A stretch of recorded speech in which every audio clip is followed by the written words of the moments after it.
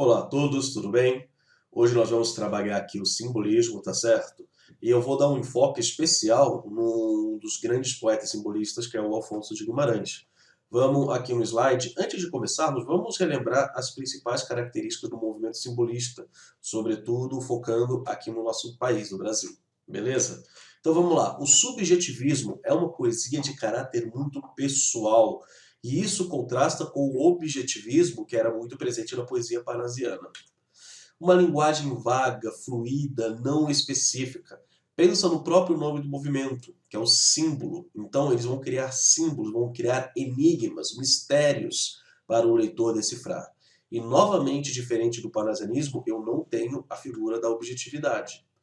Um antimaterialismo e o antirracionalismo, que é uma consequência disso. Então, eu não vou ter um apego à questão material, ou seja, à questão terrena, e eu não vou ter uma poesia racional, vou ter uma poesia que vai estar ligado mais ao metafísico, ao que vai além do corpo físico. O interesse pelas zonas profundas da mente humana, que essa foi a antecipação aí que eu fiz na metafísica. Um pessimismo e uma dor de existir. A gente está falando no final do século XIX, que havia um grande pessimismo, tá certo? A humanidade se desenvolvia de uma maneira gigantesca, de uma maneira nunca antes vista até aquela época, porém, as pessoas continuavam se perguntando para que isso vai servir para mim? Isso levava ao pessimismo. Um dos grandes autores pessimistas da época é o filósofo alemão Arthur Schopenhauer. O interesse pelo noturno, pelo mistério e pela morte. E aqui, galera, eles vão pensar na morte, sobretudo, como um escape desse mundo que nós vivemos. Então, a morte é vista como escapismo. E o uso de figuras de linguagem constantes. Vou destacar aqui 5 que eu gosto bastante que são cobradas. Metáforas, comparações, aliterações e assonâncias, que dão caráter musical à poesia, e as sinestesias, que são as junções de sentidos diferentes. Tudo bem? Falando do nosso grande poeta, ele viveu aí 51 anos, tá certo? Viveu pouco, é um poeta de uma grande serenidade, e tem um fato na vida dele que é importante. Ele era de Minas Gerais e ele é apaixonadíssimo pela prima Constança. E a prima dele morre quando ele tinha 18 anos. Ele se desilude, tá certo, com a vida. Ele vem para São Paulo. São Paulo, a cidade era circundava em volta da Faculdade de Direito da época, do Largo São Francisco, que hoje é a Faculdade de Direito da USP. Ele vive ali, e ali ele tem um contato com essas ideias simbolistas, principalmente pessimistas. Ele volta para Minas Gerais, onde ele se forma em Direito e onde ele vai viver o resto da vida dele. Então a morte da prima é fundamental, a perda da mulher amada. E isso vai ser muito recorrente dentro da sua poesia. Falando sobre literatura em si, eu tenho como características do Afonso a forte presença da religiosidade. Ele foi criado numa família extremamente católica e ele é um grande devoto da Virgem Maria. O trabalho com o ritmo, então a presença de aliterações e assonâncias são constantes na poesia dele. Uma presença da mulher amada que foi perdida. Então, essa perda do amor da vida dele, que foi uma questão autobiográfica, é muito presente. E como isso, ele vê a morte como uma maneira de alcançar esta amada novamente, tá certo? Aí lembra um pouquinho o mito de Orfeu e Eurídice, tá certo? O Orfeu que perdeu a Eurídice, ele foi buscá-la no inferno, mas ela se transformou em pedra no caminho lá, e ele viveu no inferno para sempre com ela, ou seja, ele buscou a morte para ficar do lado da amada. E isso é uma coisa que acontece bastante. E por isso ele vai ter um tipo de poesia, dentro do gênero lírico, um tipo que é muito comum, que é a elegia, que é um lirismo melancólico no qual o retrato, tá certo? A canção, o cantar por uma pessoa que está perdida, o cantar dos mortos. Então por isso que a elegia vai ser tão constante na literatura dele. Quero analisar 2 poeminhas bem legais. O primeiro é o Hão de Chorar por Ela os Cinabobos, tá certo? A gente vai explicar bonitinho. Vamos para a leitura. Hão de chorar por ela os cinamomos, murchando as flores ao tombar do dia. Dos laranjais hão de cair os pombos, lembrando-se daquela que os colhia. As estrelas dirão, ai, nada somos, pois ela se morreu silente e fria. E pondo os olhos dela como pomos, hão de chorar a irmã que lhe sorria. A lua, que lhe foi mãe carinhosa, que a viu nascer e amar, há de envolvê-la entre os lírios e pétalas de rosa. Os meus sonhos de amor serão defuntos, e os arcanjos girão no azul ao vê-la. Pensando em mim, por que não vieram juntos? Então, é um soneto, tá certo? É uma forma clássica, tá certo? Quarteto, quarteto, terceto, terceto. A gente vê muito a presença das rimas, então não é um poema do simbolismo sem rima. A métrica, na sua maioria, é regular, não é a perfeição do parnasianismo, mas nós temos uma questão de regras apenas em alguns momentos, como no último verso, que ele é extremamente longo. Mas vamos analisar cada estrofe. Hão de chorar por ela os cinabobos, murchando as flores ao tombar do dia. Dos laranjais hão de cair os pomos, lembrando-se daquela que os colhia. Eu tenho a metáfora da morte, tá certo? Que a flor está murchando, o dia está acabando, tá certo? Cair os pomos, ou seja, cair os frutos de uma árvore, com a associação da morte da amada. Então, é muito comum o uso da natureza como uma representação, como uma metáfora da morte de alguma pessoa. E a gente tem aí uma perda, tá certo? Os cinamomos também são um tipo de árvore. Então, ele usa os elementos da natureza para expressar essa perda. As estrelas dirão, ai nada somos, pois ela se morreu silente e fria, e pondo os olhos dela como pomos, hão de chorar a irmã que lhe sorria. Então, até as estrelas, como astros, sentem a perda dessa mulher amada. E aí, eu tenho a associação dessa amada com as estrelas, quando ele coloca a irmã que lhe sorria. Então, ele vai usar uma metáfora de que a amada dele é como se fosse uma estrela. Então, ele vai comparar com as coisas mais belas da natureza essa amada. E a amada é uma irmã, é uma estrela. Ela morreu silente e fria, são meio que uma redundância, tá? Gelada. Então, o corpo dela já não tem mais vida. A lua que lhe foi mãe carinhosa, ou seja, a lua como mãe dessas estrelas, que a viu nascer e amar, há de envolvê-la entre lírios e pétalas de rosa. Então, segundo reforço aí, tá certo? Da questão, a lua é a mãe da amada dele. Por isso que a amada dele virou a estrela. E aí remonta uma questão popular, tá certo? Que os nossos mortos, eles vão para o céu e viram estrelas que sempre nos acompanharão.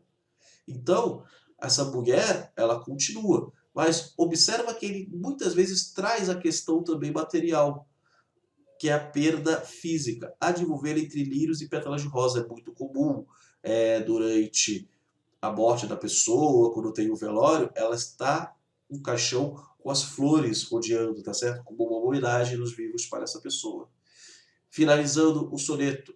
Os meus sonhos de amar serão defuntos. E os arcanjos girão no azul ao vê-la pensando em mim. Por que não vieram juntos? Ou seja, a amada, ela é divinal, tá certo? Os anjos vão recebê-la. E choram por essa amada, ou seja, é uma pessoa maravilhosa, é uma pessoa idealizada, um tom divinal bem colocado. E aí a busca da morte, ou seja, o eu lírico fala que os anjos acham que a morte deles seria importante para que eles pudessem viver juntos para sempre. Então uma morte com a possibilidade de viver aquilo que foi impossibilitado pela matéria, ou seja, pelo nosso corpo. Tá bom? Vamos para o próximo poema. E aí, galera, o próximo poema se chama A Catedral. É um poema desses de elegia mais longos, tá certo? Tanto que vai ter aqui 2 slides focando nele. Entre brumas ao longe surge a aurora. O hialino orvalho aos poucos se evapora. Agoniza o arrebol. A catedral herbúnea do meu sonho aparece na paz do céu risonho, toda branca de sol. E o sino canta entre lúgubres reponsos, pobre Alfonsos, pobre Alfonsos. O astro glorioso segue a eterna estrada, uma áurea seta lhe cintila em cada, refulgente raio de luz. A catedral herbúnea do meu sonho, onde meus olhos tão cansados ponho, recebe a bênção de Jesus. E o sino clama em lúgubres reponsos, pobre Alfonsos, pobre Alfonsos. Então, eu tenho aí uma questão bem interessante das metáforas da vida como as estações da natureza. Então, as partes do dia, tá certo? O decorrer do dia desde o nascimento dele até o final, que nós vamos ver na parte final do poema, são representantes da própria passagem da vida. A aurora, o sol, que são tão destacadas aqui nessa primeira estrofe, são como se fosse o nascimento, que é a infância do poeta. Então, essa catedral aí vai ser uma representação da própria vida do poeta. Está entre brumas, está longe, tá certo? Tem o orvalho que vai se evaporando, ou seja, a noite que gerou o orvalho vai se evaporando pela luz do sol. E aí eu tenho uma relação sempre conflituosa entre sonho e não sonho, tá bom? Então a vida desse poeta é como se fosse essa beleza do dia. E olha que, no primeiro momento, o sino canta. Cantar, normalmente, é uma coisa positiva. Em lúgubres, ou seja, em tristes responsos. Responsos é como se fosse uma canção religiosa. E aí eu tenho uma junção da vida, que é o cantar da felicidade e o lúgubre da tristeza. Então, eu tenho a junção desses dois sempre no cotidiano e sempre na vida desse poeta. Tá certo? Na infância eu tenho essa felicidade. Observamos bem isso, porque isso aqui vai mudar conforme for passando o poema. O astro glorioso segue eterna estrada, uma áurea seta que cintila em cada. Ou seja, o sol está correndo. Ou seja, a Terra está girando ali ao redor do Sol, e para este falante, é claro que ele não observa que a Terra está andando, para ele é o Sol que se movimenta. E isso vai fazer o quê? Com que eu tenha a segunda passagem da natureza ou do dia sendo colocada. Ou seja, eu tenho como se fosse aí o comecinho da tarde, em que o sol está indo para o outro ponto. A catedral herbúlea, tá certo, do meu sonho, então ele vai sonhar e a catedral vai ser representação da vida dele, onde os olhos tão cansados ponhos recebe a bênção de Jesus, ou seja, ele é um ser abençoado, ele é um ser religioso. Então olha que a figura de Jesus aqui, a figura cristã, é muito presente. E o sino clama. Clamar é a mesma coisa que gritar, que lutar por alguma coisa, ou desejar. Então, na juventude, a gente tem realmente esse desejo, a gente luta, a gente tem uma revolta que quer conquistar as coisas. Pensando na vida dele, ele é um cara revoltoso pela perda da Constança, da prima que ele amava. Então, ele sente uma luta, um desejo de se revoltar com tudo. Mas sempre a tristeza está colocada ali. Seguindo para a vida adulta, por entre lírios e lilazes, tá certo? Um tipo de planta, desce a tarde esquiva, amargurada prece, põe-se a lua a rezar. A catedral herbúlea do meu sonho, ou seja, a catedral, que é a representação dele, sempre está em todas as estrofes. Aparece na paz do céu tristonho, toda branca de luar. E o sino chora em lúgubres repousos, pobre Alfonsos, pobre Alfonsos. O céu é todo de trevas, o vento uiva, no relâmpago a cabeleira ruiva, veio açoitar o rosto meu, e a catedral herbúlea dos meus sonhos afunda-se no caos do céu medonho, como o astro que já morreu, e o sino geme em lúgubres responsos, pobre Alfonsos, pobre Alfonsos. Na terceira estrofe ali, grande, tá certo?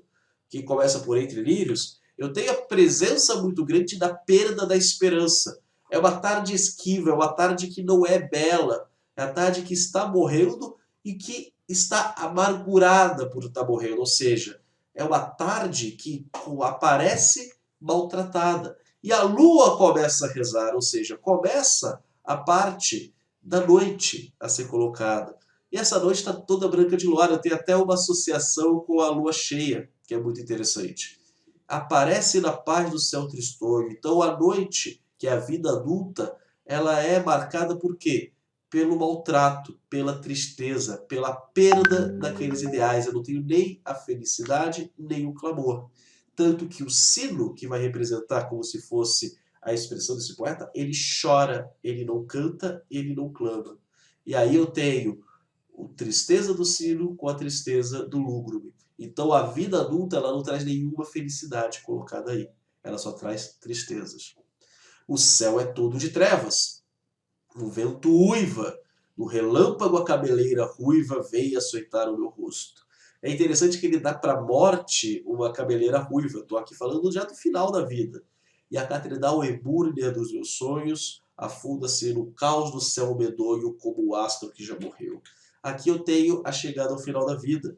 Eu não tenho nenhuma esperança, tá certo? Então o que eu tinha ali de beleza, de luz, até o luar, a lua tentando dar um pouquinho de branco para aquela vida, e o branco associado sempre ao símbolo da paz, da felicidade, e o preto, o negro, até por todo o passado escravocrata que existiu no Brasil, associado às trevas, à tristeza, à morte, é bem colocado. Então eu tenho o símbolo das cores sendo também trabalhada. Não tenho esperança. Então, assim como o dia não tem mais volta porque ele já acabou, aquele dia que você viveu nunca vai ser recuperado, então o dia 5/6/2020, que é hoje que eu estou gravando, eu nunca vou viver esse dia novamente. Eu posso viver um outro 5 de junho de 2021, 2022, mas aquele dia que passou eu não recupero. Por isso, é a mesma coisa com a natureza. Aquela manhã do jeito que foi, aquela tarde do jeito que foi, naquele dia exato, eu não recupero. Então, isso é a vida, a passagem dela. O sino geme em lúgubres responsos, ou seja, o verbo gemer, além da tristeza, dá um caráter de sofrimento. Então, o que é a vida humana? O que é a vida material? A vida humana é sofrimento. Eu não tenho felicidade. E se vocês se lembram, quando eu trabalhei com vocês a introdução do simbolismo, eu usei o filósofo Arthur Schopenhauer. O destino do ser humano é a infelicidade. Então eu não tenho possibilidade de ser feliz dentro dessa vida material. Apenas a vida após a matéria, ou seja, a vida após a morte é a esperança para encher o lírico. Espero que vocês tenham gostado aí do Afonso de Guimarães. Um enorme beijo na alma de todos. Tchau, tchau.